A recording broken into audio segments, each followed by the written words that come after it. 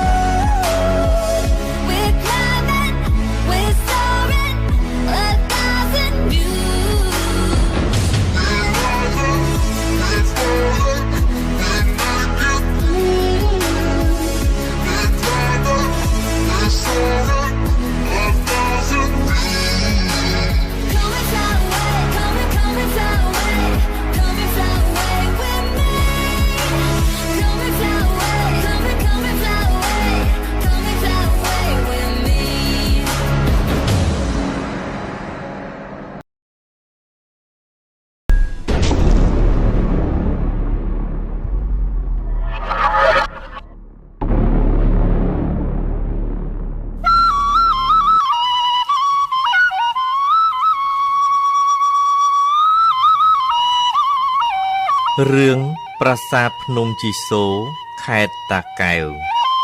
ប្រជុំរឿងព្រេងខ្មែរភាគ6ទំព័រ53ដល់63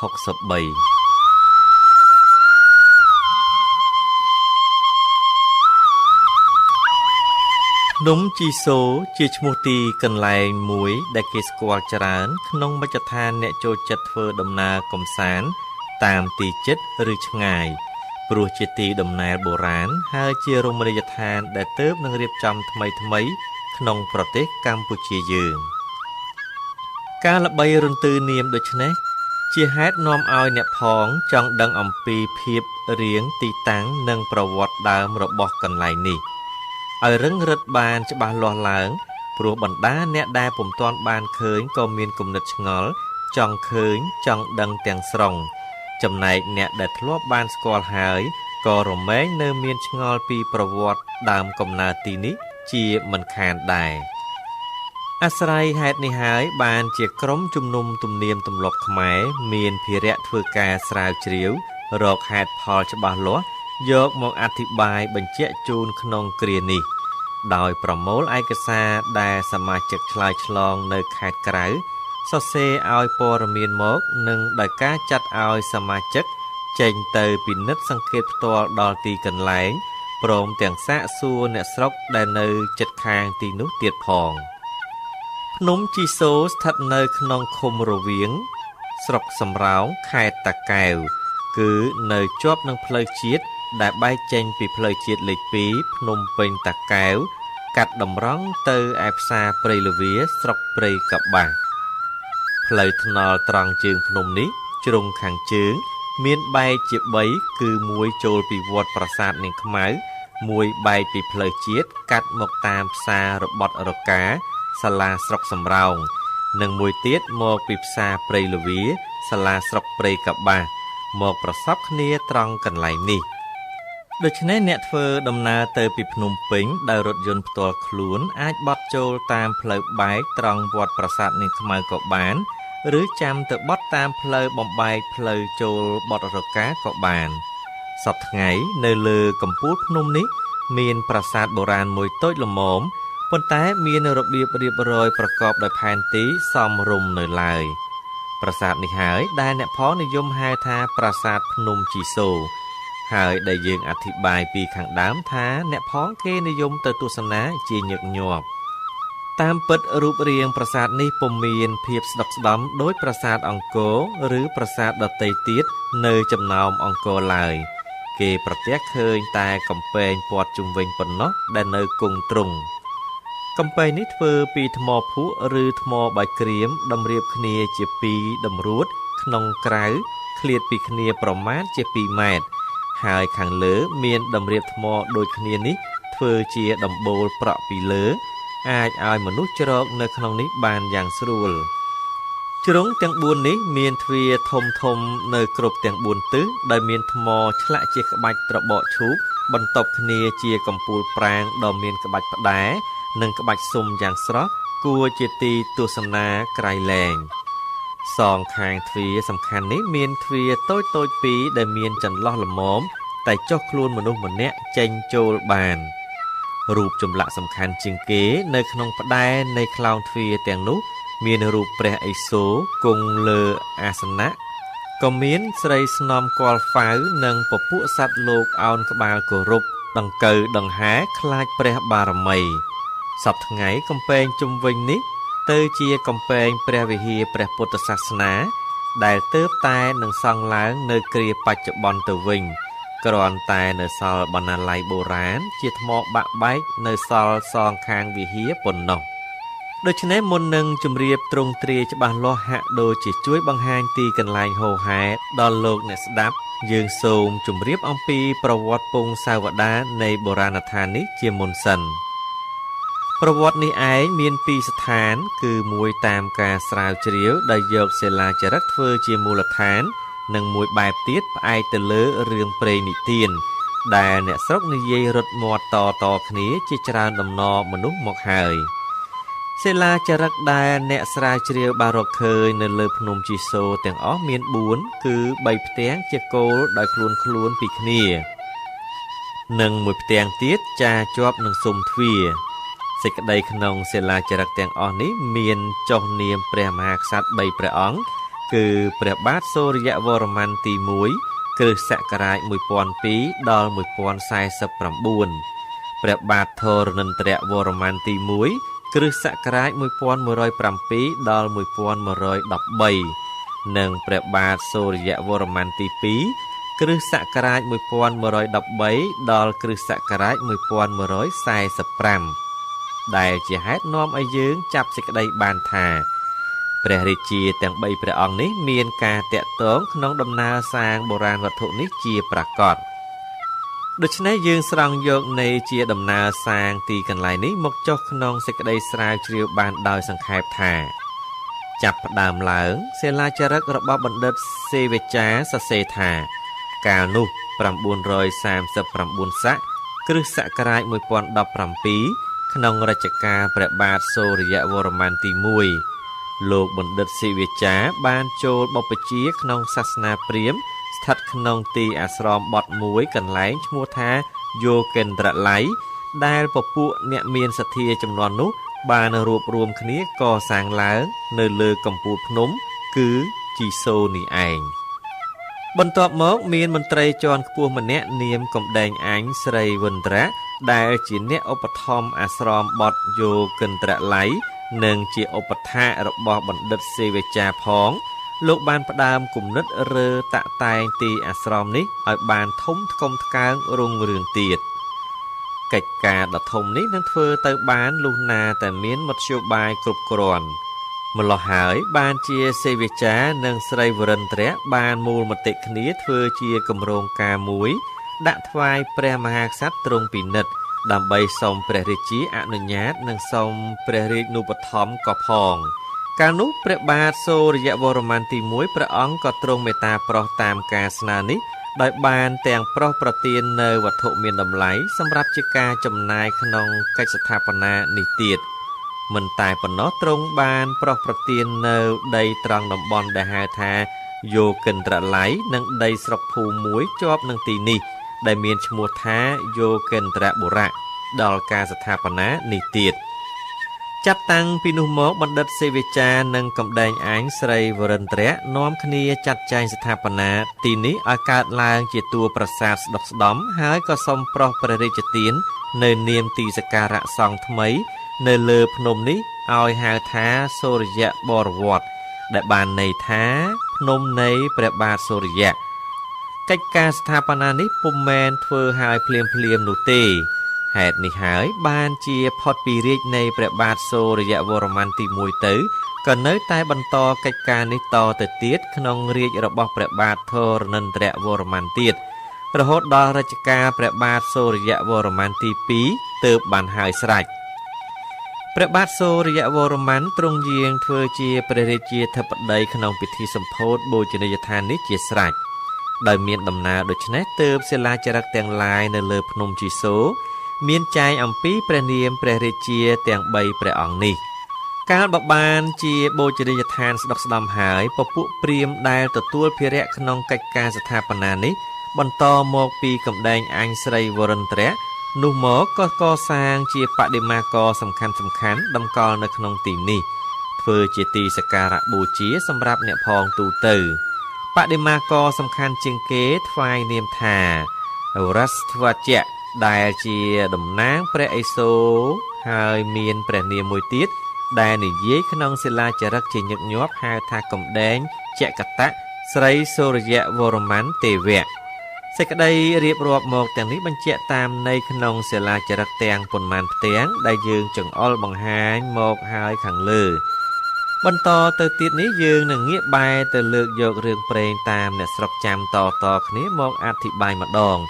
ព្រោះជាធម្មតាអ្នកស្រុកដែលនៅតាមទីកន្លែងក្បែរនោះរមែងមានចាំរឿងរ៉ាវតាមស្រុកតាមភូមិរបស់ខ្លួនរៀងខ្លួន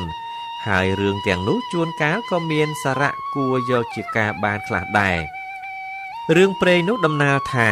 កាលនោះមានក្សត្រមួយព្រះអង្គព្រះនាមសូរ្យទេវេសៈសោយរាជជាអង្វែងមកហើយបានកសាងព្រះរាជនិវេសនៅក្បែរជើងភ្នំមួយគឺភ្នំជីសូសពថ្ងៃដែលមានបឹងធំមួយទៀតហៅថាទន្លេអោមនៅជាប់ពីខាងកើតរាជនិវេសនេះស្ថិតនៅកណ្ដាលព្រៃមួយហៅថាព្រៃសែនភូវាំងក្រោយដែលសាងព្រះរាជនិវេសរួចហើយព្រះរាជាទ្រង់ប្រារព្ធធ្វើពិធីចម្រើនព្រះកេសព្រះរាជឱរសរបស់ព្រះអង្គព្រះរាជពិធីយ៉ាងឱឡារិកក៏ផ្ដើមឡើងដោយមានពពួកព្រាហ្មណ៍ព្រឹត្តិកវ័យព្រឹទ្ធាចារ្យចូលថ្វាយសពសាធុការពរចំពោះព្រះរាជឱរសបន្ទាប់គ្នាពេលនោះមានព្រាហ្មណ៍ព្រឹទ្ធាចារ្យម្នាក់ជាអធិបតីក្នុងពិធីនេះបានចូលទៅថ្វាយព្រះពរក្រោយគេមានសេចក្តី3ប្រការប្លែកពីគេថាសូមឲ្យមានកម្លាំងដូចស្រមោចសូមឲ្យមានឫទ្ធិដូចខ្មោចសូមឲ្យមានចិត្តមុតដូចមនុស្សស្រីក្រោយដែលទ្រង់ព្រះសម្ដាប់ឃ្លានេះចប់ ព្រះរាជាទ្រង់ក្រោធនឹងព្រាហ្មណ៍ព្រឹទ្ធាចារ្យមួយរំពេចប៉ុន្តែព្រាហ្មណ៍សូមព្រះរាជាអនុញ្ញាតធ្វើជាពិសោធន៍យកជាបន្ទាល់ថ្វាយព្រះអង្គទ្រង់យល់សិនព្រះមហាក្សត្រទ្រង់ប្រោសប្រទានតាមសេចក្តីសុំដំបូងត្រង់ពោលថាឲ្យមានកម្លាំងដូចស្រមោចព្រាហ្មណ៍បង្គាប់ឲ្យធ្វើរូបដែកមួយប៉ុនខ្លួនមនុស្សម្នាក់ហើយហៅមនុស្សម្នាក់ឲ្យមកលើករូបដែកនេះលបងមើលតែលើកមិនរួចសោះរួចព្រឹទ្ធាចារ្យឲ្យយកម្ជុលមួយប៉ុនខ្លួនស្រមោចមកកាត់យកប្រវែងប៉ុនស្រមោចប្រឡាក់ទឹកឃ្មុំហើយយកទៅដាក់ឲ្យស្រមោចរោម